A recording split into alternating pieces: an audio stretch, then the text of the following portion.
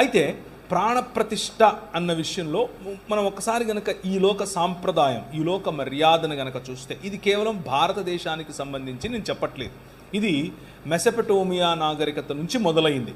Mesopotamia నాగరికత సిరియనులు లేదా సిరియాక్ భాషలో చేసేటటువంటి, అలాగే జొరతృష్ట అనేటటువంటి జొరాస్ట్రియన్ మతానికి చెందినవారు, ఇలా వేరు దాన్ని ఏమంటారు, మధ్యధరా ప్రాంతము అలాగే ఐగుప్తు ప్రాంతము, ఈ రెండు ప్రాంతముల మధ్య ఉన్నటువంటి ఆనాడు అబ్రహామును పిలిచినటువంటి ప్రదేశమైన ఏది, ఏం చెప్పాను, మెసపటోమియా సివిలైజేషన్.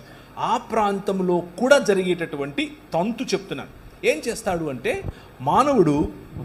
మానవుడు తన పారంపర్యాచారముల చేత చక్కగా నీరు పీల్చుకోనటువంటి, నీరు ఏమాత్రము ఇంకనటువంటి ఒక రాయిని చూస్తాడు.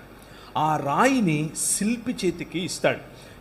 ముఖ్యంగా ఎవరు ఈ పని చేస్తారు అనంటే, ఫలానా సమస్య ఉంది, ఆ సమస్యకు తగిన దేవీ దేవతలను మనము కనుగొనాలి ఇప్పుడు అని అనుకున్నప్పుడు, వారిని పుట్టించాలి అని అనుకున్నప్పుడు, నా పదములు నేను వాడే పదాలను కొంచెం జాగ్రత్తగా వినండి, పుట్టించాలి అని అనుకున్నప్పుడు రాజు లేకపోతే అధికారి చేసేటటువంటి ప్రకటన, రండి అని పిలిస్తే అప్పుడు శిల్పి వచ్చి మంచి రాయి చూస్తాడు, నీరు ఇంకనటువంటి రాయి.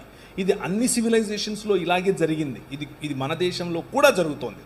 సో ఆ శిల్పిని తీసుకుని దానిని చక్కగా చాలా ఏకాగ్రతతో, చాలా అందులో తనకున్నటువంటి నిపుణతనంతటినీ కూడా ధారపోసి చక్కటి శిల్పంగా తయారు చేస్తాడు.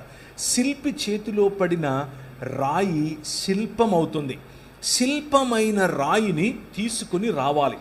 తీసుకుని వచ్చి ఆలయము అనేటటువంటి ఒక ప్రదేశం, ఆలయం అనంటే ఆ ఆలయానికి శిల్పము ఉంచి ప్రాణప్రతిష్ఠ చేయనంత వరకు అది ఆలయం కాదు, అది కేవలము ఒక భవనం అంతే.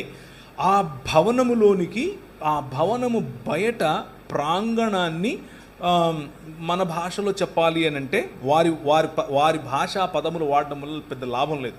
మన భాషలో చెప్పాలి అని అంటే యాగభూమి అనొచ్చు, యాగం చేసేటటువంటి, లేకపోతే హోమభూమి అనొచ్చు, హోమం చేసేటటువంటి ఒక ప్రదేశం. ఆలయానికి ఆలయ ప్రాంగణంలోనే ఉన్నటువంటి ఒక ప్రదేశం. ఆ ప్రదేశానికి తీసుకుని వస్తారు. తీసుకుని వచ్చి అక్కడ నీళ్లు నిలువ ఉన్నటువంటి చోట ఈ శిల్పాన్ని, శిల్పి చేతిలో చెక్కబడినటువంటి అందమైన ఈ ఆకారాన్ని శిలా